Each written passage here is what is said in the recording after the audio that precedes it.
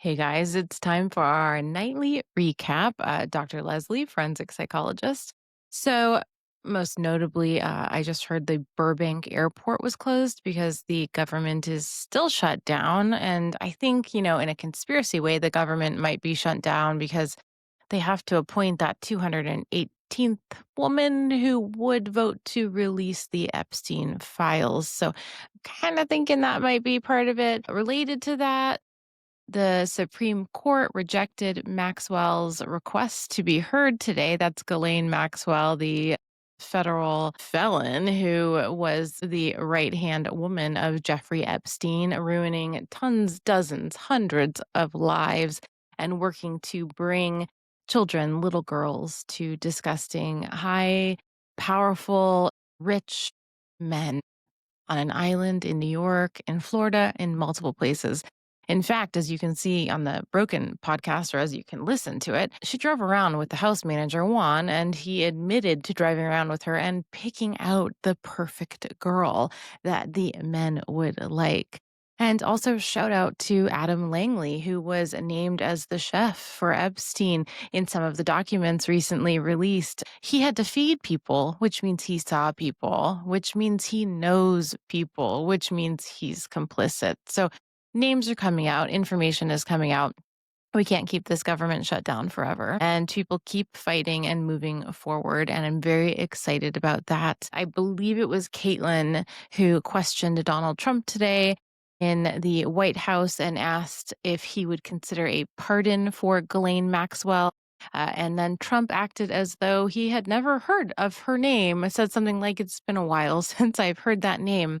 It's so funny because there's pictures of him with Ghislaine all over the internet now. But he said, I would consider somebody named Puff Daddy also asked me for a pardon. I get asked for a lot of pardons. I didn't necessarily see any lying behavior in him, but maybe he literally just doesn't think of the name Ghislaine Maxwell. I find that really hard to believe, but he didn't really stutter. He was pretty clear on his answer. So I don't know. It wasn't like the Ghislaine Maxwell tapes. She was really obviously lying the entire time. He was a hard read during that. And usually he's a pretty easy read. So I'm not sure we will see on that. So that was kind of all over the news today in America, at least, we have our censored news. Another part of the day that surprised me was that Taylor Swift seems to be being canceled.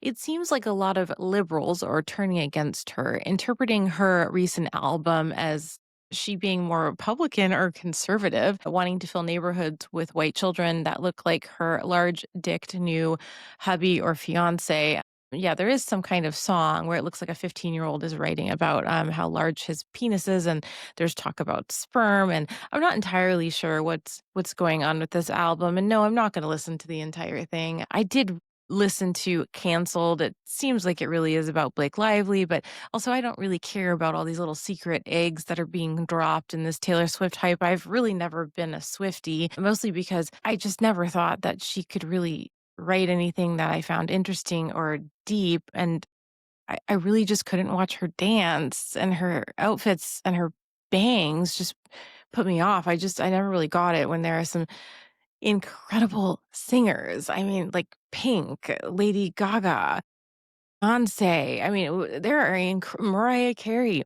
What they were doing at 35 is so different than what Taylor Swift just put out at 35. So I don't know. I'm not becoming a Swiftie today. Anyways, well, I think more lawsuits were filed against Sean Combs Diddy. So we know he got 4 years in prison, which I'm sure will be cut down. I do not think that is enough time. I do think the government failed. I know his son wrote that rap song saying they looked at the wrong house. So I kind of see Diddy a little bit like OJ Simpson. So we let him go free and just give him enough time to screw up and get caught doing something else. And now we don't have to worry about OJ, if you know what I mean. In world news, it does seem like China found some kind of workaround to keep paying Iran for oil despite all of these US sanctions, but I'm not really sure how we hold sanctions since our government's shut down and nobody is taking Americans seriously. But that was definitely not on American news. There is a little bit of weaker global news about a solar storm, something about the northern skies. But again,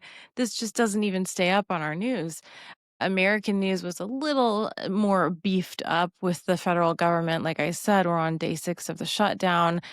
I'm canceling Thanksgiving Day plans because I'm just going to assume that the airports are going to be either closed or have 3, 4, 5, 10-hour delays. And even if you're traveling private, it is going to be horrendous. Thanksgiving is already the most traveled day holiday of the entire year in America. So I'm sorry, family on the East Coast, but I don't think we're going to be visiting. But we can FaceTime when Trump continues to send the National Guard to places like Chicago and Portland. I saw a great video today of a guy saying he was absolutely terrified in Portland today because he was walking his dog and somebody came up to him and asked if his dog would like a treat. And then the guy said, sure. The guy asked, does your dog have any allergies? The guy said no. And the guy said, well, I work for a dog store. So why don't you just go ahead and have the entire bag? And the guy said he was absolutely terrified. So, of course, we need the National Guard there. I have to say, guys, when the National Guard came to Los Angeles and when Trump called the Marines to Los Angeles, there was like one street where people were kind of protesting and standing on the highway. I was there. I was actually recording a TV show there. I could see it through the window. It was a very small group of people. It was nowhere else in Los Angeles. And I could not believe the difference in reporting on all the other news channels and around the world. So literally nothing happened. And this is happening now in more and more cities. If anything, I think this is just going to lead to violence. It's going to lead to more upset when there is protesting. Now, as somebody who is in the threat assessment group of this nation, I don't agree with protesting because of the safety. I'm very, very scared for the No Kings protests. And for me, I don't think that people should be grouping together and showing their location. And that is because of these mass attacks. And once again, I'm a forensic psychologist and I work with these people. I've worked with them who have done these mass shootings, who have done these mass attacks, who have driven cars into crowds. I've talked to them about why. It's never logical, but it is always planned. And to say that it's not preventable is one thing. So I really am scared about protesting these days. And I wonder if you can find a way to do it, and just not physically. Like cancel news stations, cancel TV show stations, write letters, get loud, use social media. But I'm really scared about people's physical safety, and that is genuine, and that's coming from a lot of FBI friends who are very, very worried about that day as well. I do think a federal judge blocked the deployment in Oregon, so I'm not really sure where that's going to come out. There are limits being set on President Trump, and it's interesting to see how people are using the legal system and these divides are occurring. It's also really interesting to see that MAGA people seem to be kind of siding with Taylor Swift and liberals are not. It's like you rise to that level of money, you rise to that level of people listening to you like Taylor Swift, and I think it's just inevitable that you get pulled into politics. I wish people like Taylor Swift would make a statement about politics at this point because it does not seem like she's being entirely transparent. But then again, this is Hollywood. No one is transparent. What you think you know, you do not know. And every single time I am brought onto a case for a celebrity, I have to tell you they are not what I thought they were. They are not anything what you think they are. I get to see their therapy notes. I get to see the records. I get to do the psychological evaluations.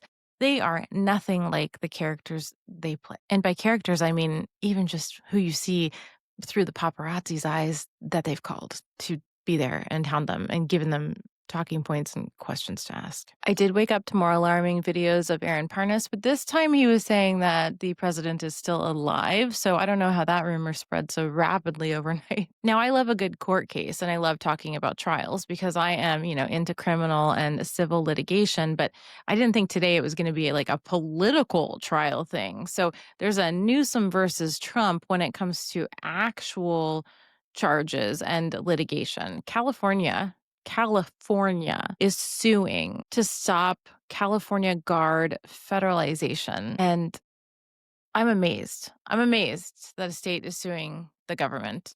I'm shocked by this. A lot of people like to say that these Epstein survivors are inconsistent. They like to say that anyone with sexual abuse and their stories appears inconsistent. And so I wrote down some notes today, and I just want to explain to you what inconsistency means to a psychologist when somebody has been the victim of trauma or sexual abuse. So I'm going to hit on some neurological words. When you have been a victim of ongoing trauma, it doesn't have to be just sexual abuse. We need to think about the amygdala. Now, what's the amygdala? The amygdala is the alarm system. So that's like our fight or flight. Now, if you have had to fight, flight, freeze so many times because abuse has been ongoing, you're not really going to be good at figuring out what to do in the future when there's abuse. So it's either going to get like hyper vigilant response or it's going to get this deadened response. But your brain is actually starting to change because of ongoing abuse, your brain structures. Let's think about the hippocampus. Now, that is where we hold our memories. What happens when your hippocampus is stressed out because of ongoing trauma and abuse?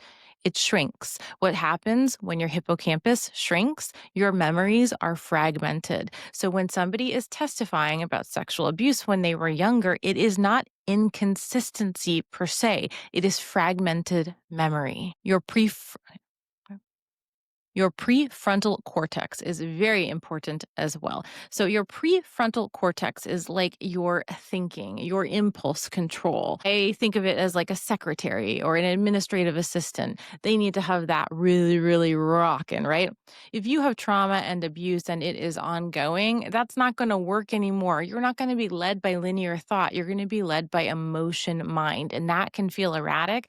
And to people looking at you, especially misogynistic, mansplaining men who don't want to believe that sexual abuse occurred, they're going to use that against you and say that you look like an emotional mess, especially in DV, especially in custody cases, especially in these smaller court systems with these white judges who have not had education or really done anything but made these rulings and they're 80 years old. Trauma also makes your corpus callosum lining thin. You know what that means? Your left and your right brain aren't going to be talking as much. So you're going to experience emotions, but you're not necessarily going to have the language or the memory to understand what the emotions are. It's going to be stored differently. It's going to be pulled up differently. That's why I always recommend trauma informed therapies for people who have had long standing trauma and abuse who might meet the diagnosis of complex post traumatic stress disorder.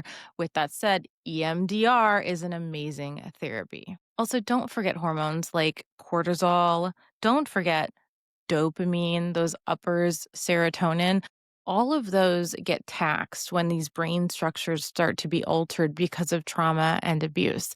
When those hormones are attacked, you feel like crap. You don't know how you feel. You start to get depressed. But then the abuser hands you oxytocin. What is oxytocin? That's like the love bombing chemical. That's like, when you get a hug, that's what gets released. So you get hooked back in to the relationship. Now, this can even play out with you remembering the trauma. You're thinking to yourself, well, this guy did horrible things to me, but I can't feel bad. I can't dislike him because I have moments where I felt like I loved him. That is like a slot machine. That is your abuser biologically hooking you into the cycle of domestic violence. And then where do you go with that? You feel helpless. No one's listening to you. So once again, I applaud the women that are coming forward about Epstein because it has been a fucking uphill battle for a long time. And I'm so proud of them for continuing to fight. All right, so we will end again our nightly session with a ridiculous grounding meditation that I have written on my computer to read to you. So close your eyes. Imagine a city square at dusk, concrete streetlights flickering, and in the center, a hollow bronze statue of a puppet sized Trump perched atop a pile of crumbled budgets. Around him swirled ghostly clouds shaped like memes, AI generated memes from Gavin Newsom's Twitter account. Oh, I love it. What a beautiful image. But that is literally what is happening today on social media. How have we gotten to this level of ridiculousness? Anyways, always remember to inhale, hold it, think about trying to find ways to keep your money, and exhale. Have a good evening.